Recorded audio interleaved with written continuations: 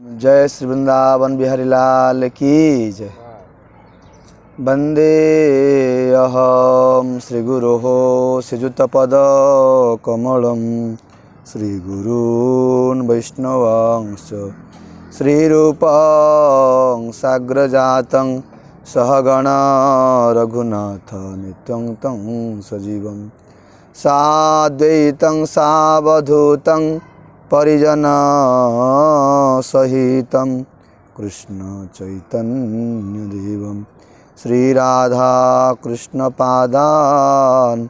सहगण ललिता श्री विशाखा नित्यं च नारायणं नमस्कृत्य नरं चैव नरोत्तमं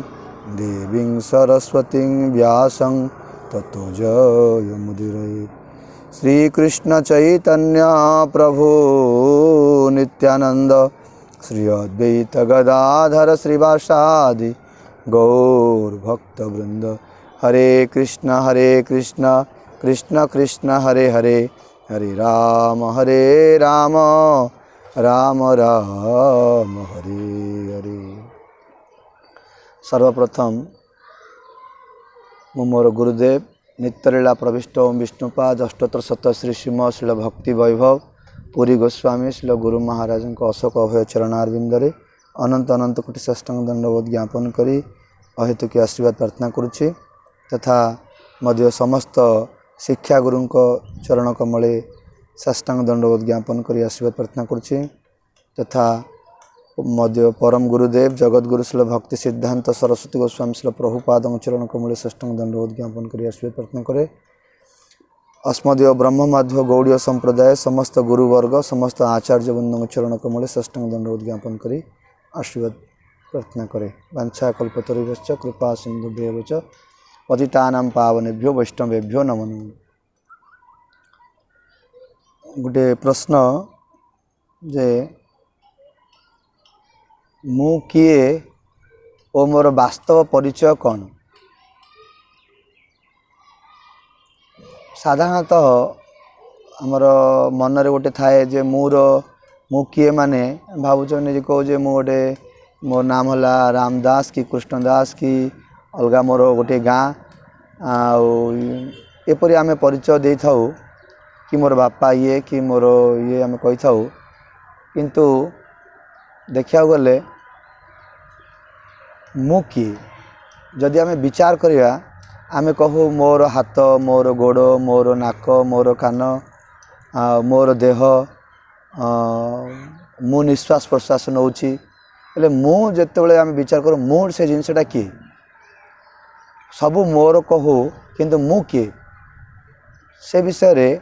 रूप गोस्वामी को चैतन्य महाप्रभु कही जे मम केशाग्र शतभागस्य शतांश सदृशात्मकः जीवः सूक्ष्म स्वरूपोऽयं संख्यातीतो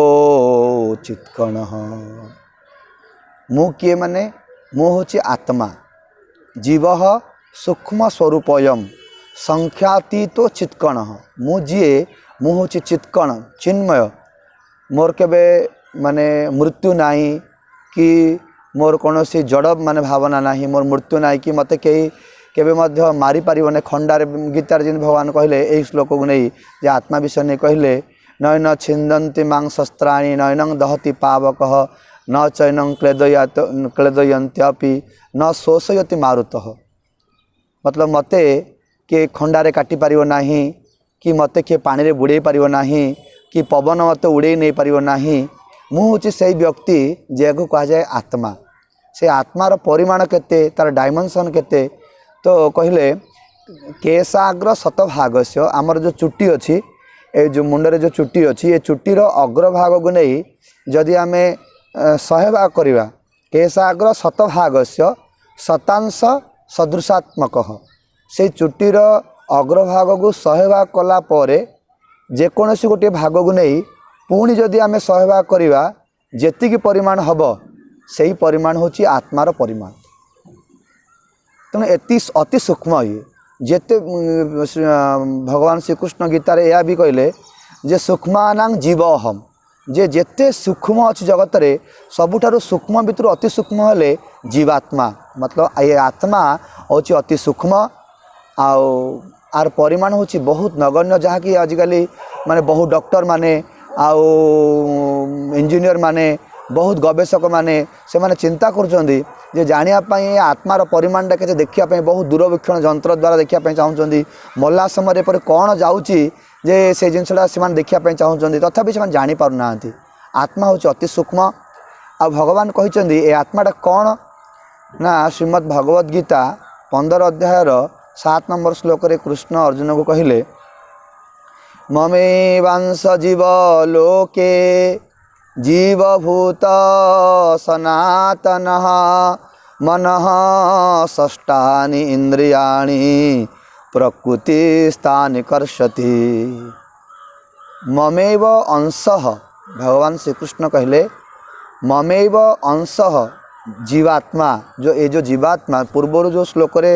महाप्रभु प्रतिपादन कले जे आत्मा होची केशाग्रर 100 भागर गोटे भाग को पुणी 100 भाग कले जो जति अंश रो सेति जो परिमाण आत्माटी से आत्माटा कौटू आसिला कौन से आत्माटा ना भगवान श्रीकृष्ण ताको क्लियर कले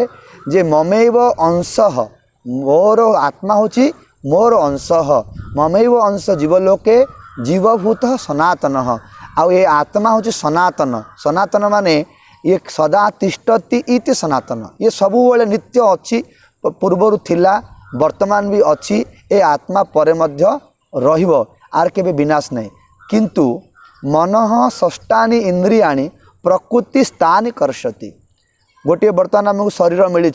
यही शरीर रे आमर जो मनः षष्ठानि इंद्रियाणि मन सहित जो 5टी ज्ञानेन्द्रिय आमर अच्छी ताको 5टा ज्ञानेन्द्रिय और मन को मिसेल 6टा इंद्रिय ज्ञानेन्द्रिय माने आखिर दर्शन आखि है गोटे ज्ञानेन्द्रिय देखा आउ नाकरे आघ्राण करवा ये गोटे ज्ञानेन्द्रिय जिह्वारे टेस्ट करवा एटा लुणी ना अलणा ना खट्टा ना मिठा ये गोटे ज्ञानेन्द्रिय आ गोटे है कान रे शुणा ये गोटे ज्ञानेन्द्रिय आउ चर्म द्वारा आम जापर ये थंडा ना गरम तेणु ये जो 5टी ज्ञानेन्द्रिय आम आउ मन ये 6टा इंद्रिय मल्ला समय जहाँ जहाँ चिंता करे बा जेपरी ता मन भितर माने विषय बासना रहे जे या मु पर करी या करी मन से बासना थाए से मनः षष्ठानि इंद्रियाणि प्रकृति स्थानि कर्षति से 5टा इंद्रिय सहित मन कौन करे ना से आउ गोटे शरीर को धारण करे से आउ गोटे शरीर धारण करने को जन्म कह जाए आ ए शरीरटा को छाड़ाटा को आपको मृत्यु कह जाए आपको नहीं द्वितीय अध्याय श्रीमद् भगवद गीता रे भगवान कहले बांसासि जीर्णानि यथा विहाय नवानि गृह्णाति नरो पुराणि तथा शरीराणि विहाय जीर्णानि अन्यानि संजाति नवानि देहि। कहले भगवान श्रीकृष्ण कहले बांसासि जीर्णानि यथा विहाय जेपरी आमे गोटे वस्त्र पिंधुचंती पिंधिला परे से वस्त्रटा पुराणा हो जाउची से पुराणा वस्त्र को परित्याग करी जेपरी गोटे साधारणतः मनुष्य नुआ वस्त्र परिधान करे ठीक से परी आत्मा मध्य ए शरीरटा को धारण करिछि ए शरीररा जो पुराणा हो जाए आखि आउ काम करे ना कि शरीर अंग प्रत्यंग किसी काम करे ना से सी कौन करे ना ए शरीरटा को छाड़ी से आउ गोटे शरीर को धारण करे तार बासना अनुसार जो मन षष्ठानि इंद्रियाणि प्रकृति स्थानि कर्षति प्रकृति कौन करे तार गोटे जो ए शरीर तार आकर्षण करे नहीं पुनर्बार तार उपयुक्त आउ गोटे शरीर प्रदान करे ताकू कह जाए जन्म मृत्युर चक्र एपरी भाव में आमर जन्म मृत्यु चक्र चली आउ आत्मा आमे हूँ आत्मा आत्मा माने मु हूँ आत्मा आउ मु हूँ भगवान श्रीकृष्ण अंश जीवर स्वरूप है कृष्ण नित्य दास तटस्थ जीवर स्वरूप है कृष्ण नित्य दास जीवर स्वरूप हूँ जीवन कौन ना कृष्ण का नित्य दास भगवान जो 3टा शक्ति अच्छी 3टा शक्ति गोटे अंतरंगा शक्ति आ गोटे बहिरंगा शक्ति तटस्था शक्तिर ये हूँ अंश तटस्थ भगवान तटस्थ शक्ति ये जीव उत्पन्न होती तेणु जीवर स्वरूप है कृष्ण नित्य दास मोर परिचय कौन ताहले मोर क्या सहित संबंध मोर जो माने जो पुओ झील घर संसार सहित मोर ऑफिस भाई बंधु मो जो ऑफिस रे काम करुच्ची से सहित मोर परिचय कौन वास्तव ये टेम्परारी परिचय ना मोर ये परमानेंट परिचय से बोली भगवान 14 अध्याय 4 नंबर श्लोक रे कहले सर्वजोनिषु कौन्तेय मूर्तयः संभवन्ति जा तासां ब्रह्म महज्योनि अहं बीज प्रदपिता अहं बीज प्रदपिता कहले सर्वजोनिषु कौन्तेय कौन्तेय हे अर्जुन सर्वजोनिषु कौन्तेय जेते प्रकार जेते जो माने शरीर अच्छी जेते प्रकार प्राणी अच्छी सर्वजनिषु कौन्तेय मूर्तय संभवन्ति जहा जेते समस्त प्राणी जगत जन्म होचंदी जगत रे कीट पतंग पशु पक्षी गछ लता ये सब गुड़ा किपर जन्म होचंदी एमानकर बापा किए वास्तव रे बापा होची मु अहं बीज प्रदपिता आ माँ किए माँ है प्रकृति सर्वजोनिषु कौन्तेय मूर्तय संभवन्ति जहाँ तासां ब्रह्म महज्योनि ये जो प्रकृति महत ब्रह्म ये जो प्रकृति ये महत ब्रह्म प्रकृति होची समस्तंकर माँ अहं बीज प्रदपदा अहं मतलब